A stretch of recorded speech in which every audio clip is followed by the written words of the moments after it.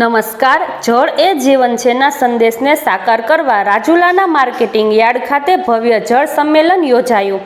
Gir Ganga trust Rajkot અને રાજુલા કૃષિ સેવા સહકારી મંડળીના સહયોગથી આયોજિત આ કાર્યક્રમની અધ્યક્ષતા કેન્દ્રીય જળશક્તિ મંત્રી શ્રી સી.આર. પાટીલે કરી.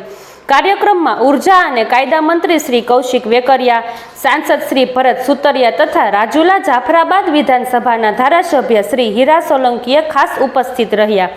મંચ પરથી કેન્દ્રીય મંત્રી શ્રી સી.આર. પાટીલે પાણી બચાવવાનો સંદેશ આપતા જળ સંરક્ષણ માટે સૌએ મળીને કાર્ય કરવાની અપીલ કરી.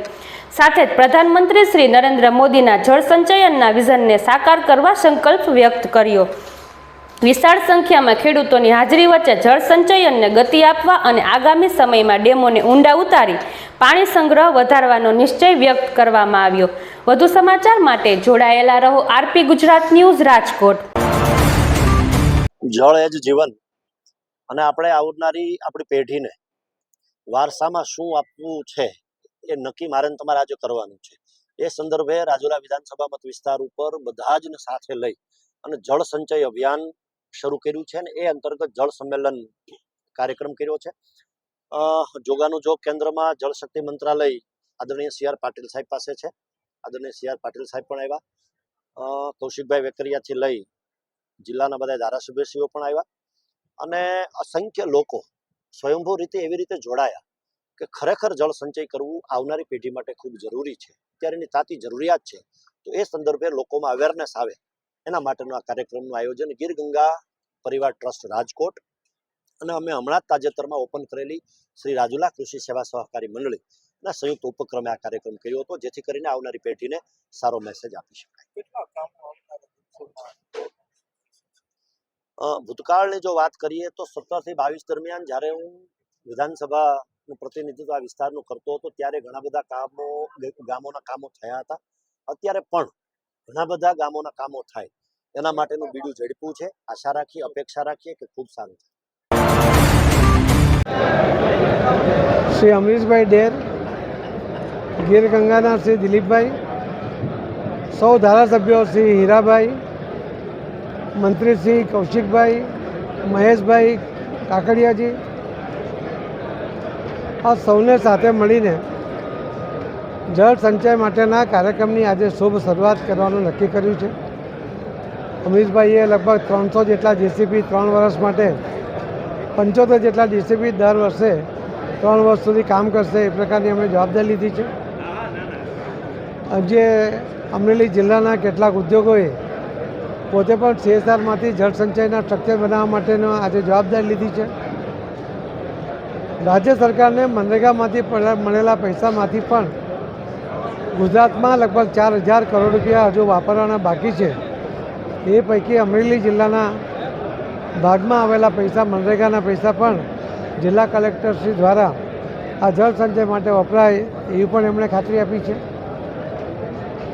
અનેક અલગ અલગ જગ્યાએથી માન્ય શ્રી કૌશિકભાઈ પટેલે એમના રાજ્ય સરકારના ફંડમાંથી પણ લગભગ 45 ગામોમાં તળાવો ઊંડા કરવાનું કામ એમણે પણ શરૂ કર્યું છે. આવનારા દિવસોમાં હજુ પણ આવા નવા કામ ચાલુ થઈ રહ્યા છે. માનનીય પ્રધાનમંત્રી શ્રી નરેન્દ્રભાઈ મોદી સાહેબ કે એમણે પાણીનો એક સંકલ્પ લઈને જેમ સર્વાંગી વિકાસની વાત તો કરતા જ હોય છે, પણ સૌથી વધુ ભાર એમનો પાણી માટે હોય છે કે જળ સંચયનું મહત્ત્વ એ સમજે છે. પાણીને કારણે કોઈ મુશ્કેલી ન પડે. આવનારા દિવસોમાં આ દેશના વિકાસ માટે પાણીની જે જરૂરિયાત છે એ પૂરી થઈ જાય. આવનારી પેઢી માટે પણ પૂરતું પાણી મળી રહે, ક્વોલિટીનું પાણી મળી રહે, એગ્રીકલ્ચર માટે પણ અને ઇન્ડસ્ટ્રી માટે પણ પૂરતું જથ્થામાં પાણી મળે.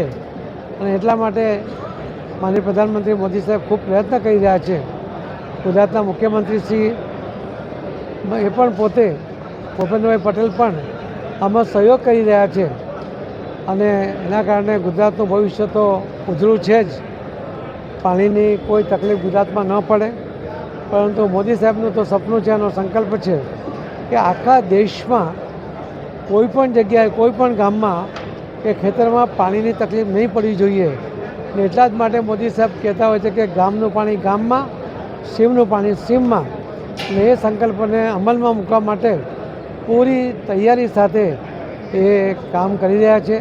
મને વિશ્વાસ છે કે માનનીય પ્રધાનમંત્રી મોદી સાહેબના નેતૃત્વમાં આવનારા દિવસોમાં આખા દેશમાં કોઈ એવી જગ્યા નહીં હશે કે જ્યાં પાણીની કિલ્લત હશે.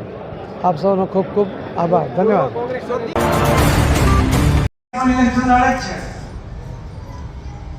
ભારતીય જનતા પાર્ટી અને બાકીની પાર્ટીઓમાં જે ફરક છે કે બધાને સત્તા જોઈએ છે, ભારતીય જનતા પાર્ટીને પણ જોઈએ છે, પણ ભારતીય જનતા પાર્ટી સત્તાના માધ્યમથી ઝડપથી વધુ અસરકારક સેવા કેવી રીતે કરી શકાય એના માટે સત્તા ઈચ્છે છે. અને એ તમારા વિશ્વાસને કારણે આજે બધા જ જે ધારાસભ્યો અહીં ઉપસ્થિત છે અને પૂર્વ ધારાસભ્ય શ્રી અમીશભાઈ પણ કે જ્યાં કાર્યક્રમ માટે એમણે મહેનત કરી બધા ધારાસભ્યોને સાથે જોડ્યા અને એના કારણે આ કાર્યક્રમ શક્ય બન્યો. હું અમીશભાઈને પણ અભિનંદન આપું છું.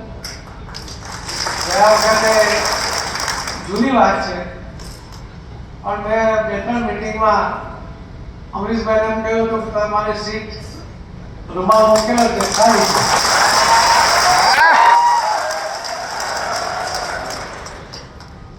ઘણા હોય છે કે ચાલુ બસે ચડી જતા હોય છે અને ઘણા હોય છે કે ઉભેલી બસે બસ ચૂકી જાય. અમરીશભાઈ સામેથી કીધું તો પણ નહીં. અને એમાં હીરાભાઈની સંમતિ હતી એ પણ તમને કહું કે આપણે ખેડ કે હતી જે સીટ અમે ગોતી હતી તમને કહું કે હા અમને લઈ આવો, અમે એમની સાથે એને લડીશું. એમને પણ બીજી સીટ નક્કી કરી હતી અને એ રીતે એડજસ્ટ કરવા માટે પણ એ તૈયાર હતા. એમને પણ ખૂબ મોટું મન રાખ્યું હતું. હવે તો સાથે મળીને હમણાં જે કામ કરે છે જટ સંજયનો અને એમણે દરેક અમરીશભાઈને દિલીપભાઈની સાથે મળીને દરેકને સાથે જોડ્યા એ ખૂબ આનંદનો વિષય છે. આ બંનેના ઉપક્રમે આયોજિત જળ સંમેલન કાર્યક્રમમાં ઉપસ્થિત કેન્દ્ર સરકારના જળશક્તિ મંત્રી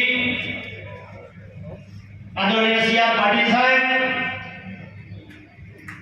આપણા જિલ્લાનું ગૌરવ અને રાજ્ય સરકારમાં જેઓ મંત્રીશ્રી તરીકે સેવા આપી રહ્યા છે એવા યુવાન ધારાસભ્ય શ્રી આદરણીય કૌશિકભાઈ વેકરિયા, આપણા બધા વચ્ચેથી પાટીલ સાહેબની રજા લઈ અને હમણાં જેઓ નીકળ્યા એવા વડીલ મુરબ્બી દિલીપભાઈ સંઘાણી સાહેબ, આપણા જિલ્લાના ધારાસભ્યશ્રીઓ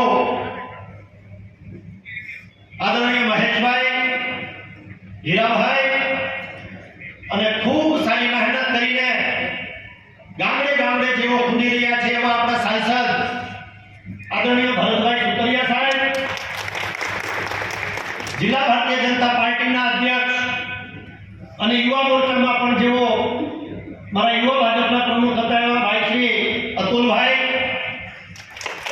સુરતથી આવેલા ભાઈ રઘુભાઈ, મંચસ્થ ઉપસ્થિત મહેમાનોમાં પેસ્ટિસાઇડ, ઇન્સેક્ટિસાઇડ અને રાસાયણિક ખાતરો ઉપર જેનો ઉપયોગ ન કરવો પડે ને એના માટે જેઓ સતત મહેનત